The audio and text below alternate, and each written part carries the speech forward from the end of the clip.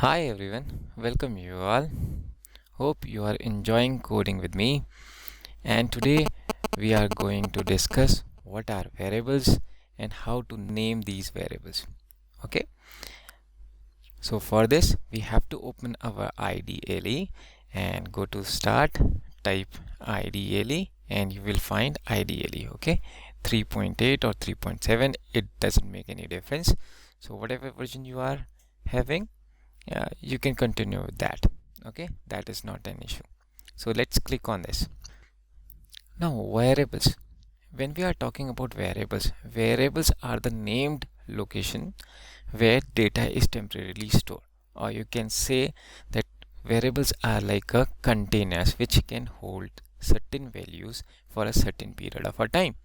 So for example, in maths you'll use let x is equals to 10. Okay, so here in your maths x is a variable which holds the value 10, but in Python what you need to do, you don't need to specify let, you simply can specify x is equals to 10. Okay, so here x is a variable or x is a name and is a identifier. Okay, so if I try to print this x, now see what happens, 10. Now what we are going to do is we are going to print double quotes x and print this. Now you can see x is 10 and here when I try to print x, it prints x. Now can you guess what might be the reason behind this? Okay, don't worry, I will tell you. Now x acts as a string, or here in this example x is a string and it is a constant. Okay, so now variables are the entities which can change their value, that's why they are called variables. Okay, so now if we enclose anything in a quotes, single quotes, double quotes or triple quotes, we have discussed this earlier, okay, is called a string and it is printed as it is. So it is not a variable, it is a string, but here x is a variable. Okay, now let us say x is equals to 20. Okay, now try to print this x. Okay, can you guess what will be the value? It should be 10 or it should be 20. Let's press enter and see. Okay, so it's 20. Now why? Because we have overwritten the value of x. Okay, so first of all here or till this point the value of x was 10 and we have now changed it to 20. So afterwards whenever I will print this x, it will give me 20 only. Okay, no matter how many times you print it. Okay, we won't be getting value back. So once you overwrite x, then its value is changed forever. Okay, now so let us see what is going on here. So we have used a variable x that is to the left hand side and is equals to 20, that is a fixed value or a constant. Okay, so now this value is transferred to the x. Okay, x is equals to 20. So we are saying the value of x is equals to 20. Let us try reverse of it. 20 is equals to x. Syntax error, can't assign to a literal. Literal are called constant whose value cannot be changed. So whenever you are going to assign a variable should be in the left hand side and value or a constant should be in the right hand side. And if I try to print this x now, its value will be, okay, you have guessed it right, its value will be 60. Okay, so this is how variable can be assigned a value or a overwritten or can be printed. Okay, so now we are going to create another variable called y is equals to, let's say 50. Okay, now let's print this x. Okay, so obviously its output will be 60 and if I try to print this y, its output will be 50. Okay, this is really very simple. Now let us understand, can I give a name ABC to a variable? let's say if I try to print this ABC, it should be 89. So I can give a variable name having multiple letters. Okay, so I should not be restricting myself to only one character long variable name. Okay, hope you got this. So let us learn what are the naming rules, or what are the names or norms followed for identifiers. Okay, so first of all, let us learn the definition of identifiers. Identifier is a name used to identify a variable, oblique, or comma function, comma class, comma module, or other object. And an identifier starts with the letter A to Z, or small a to Z, or an underscore, followed by 0 or more letters, underscore and digits, right? So now, first of all, we will be talking about Python identifier is a name used to identify variable function name. What does that means? Okay, for example, Saurav. Saurav is a name of a person. So by saying Saurav, we are identifying that particular boy, right? Similarly, if I say India, India is an identifier used to identify our country name, right? So any name given to anything, any object, variable, function, etc. is called an identifier. In the next line, it says now identifier can start with the letter A to Z, or small a to Z, or underscore. That means if I try to create a variable starting with the digit, let's say 8 ABC is equals to 10, right?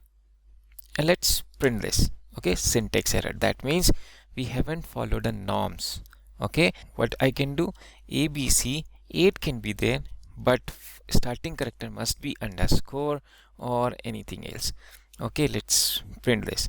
So this is also a perfectly valid identifier, as underscore is in the as a first character, or underscore is a first character, right? Hope you understand this. And now let us learn some more rules. A variable name cannot contain a @ or any other special symbol, like for example, let's say $sign is equals to 90. If I try to use this is also an invalid syntax. So a symbol you can use that is only underscore, right? And one more thing, for example, if I say, let's say hi space by, or by is equals to 90, this is also invalid since it contains a space. So no variable or identifier can contain a space in any programming language, right? So this is another rule. Okay, we cannot have a space. Okay, we can have many characters in our identifier. It should not contain a space. It should start with underscore, or capital ABC, or small ABC, right? A to Z. So these are very valid character set to name a variable or a identifier. Okay, there is another rule that says we cannot have a variable same as the keyword. Okay, for example, for is equals to 89. If I try to create a variable having a for name, then I'm also getting an error. So why it is? Now if you notice, it is a valid name or identifier name as far we have learned, but in every programming language there are certain reserved words or keywords which have special meaning for the compiler. Okay, those keywords cannot be used as an identifier name. Okay, for example, if I try to use a for, then it is perfectly fine. Okay, so small, and if I try to print this for, print, let's say FOR. Notice there is a change of a case. We have capital OR and we have small OR, and if I try to print this, I am getting error. Okay, now what and why? Okay, now why it is? Answer to this is, for we haven't defined F capital O R small. Okay, actually we have defined a for which is all the letters in that are capital. So that means my compiler is complaining, hey boy, what are you doing? You are asking me to print for and I am not able to find it. First define that for. It is just something like that. Give me blank. Now your next question will be, give me what? Right? Similarly, here also I am asking a for, but I haven't defined it. If I try to print this for, like say for, then you can see I'm able to print that for. Okay, so now what we have learned in this, we have certain keywords which cannot be used as identifier, and to use a variable we have to define it first. Okay, now let us see some more commonly used keywords are, for example, if is another keyword. We have else is also a keyword. We have while, another keyword, class, def. So we have many other keywords, okay, which we cannot define. Pass, break, many are there. Okay, so we are going to learn these special keywords very soon. This time we are going to learn this much only. Okay, let us see what type of values a variable can hold. Okay, see, so what we are going to do, we are going to have a which have a value 90. Okay, b is another variable having value 6.7. okay, and c is another variable having a value, let's say abc, and d is a variable having a single quotes r. okay, and we have another variable called e is equals to, let's say, true. So these are the different type of values that can be stored in our variable. So let us try to see what type of values these are. Let's say type a. Okay, so what you are getting here is integer. Okay, so a contains or can contain an integer value, or this is one of the data type. Okay, now let us try to type b here. Okay, and see, now you can see class float. That means any digit having a decimal point is considered as float in Python. Okay, and if I try to type c, and you will see it's a string or str. Okay, similarly type d. Okay, it's a string. Okay, whether you type in double quotes, triple quotes, or a single quote, these all are string. Now the last type, and let's print this e and see. Okay, it's a boolean. So boolean are the values which can hold only true or false. Okay, so these are the data types, and you have seen how to name an identifier. Okay, try this. If you have any confusion, any comments, feel free to write comments. Okay, or give me message. Thank you for watching. Hope you have enjoyed and learned something new.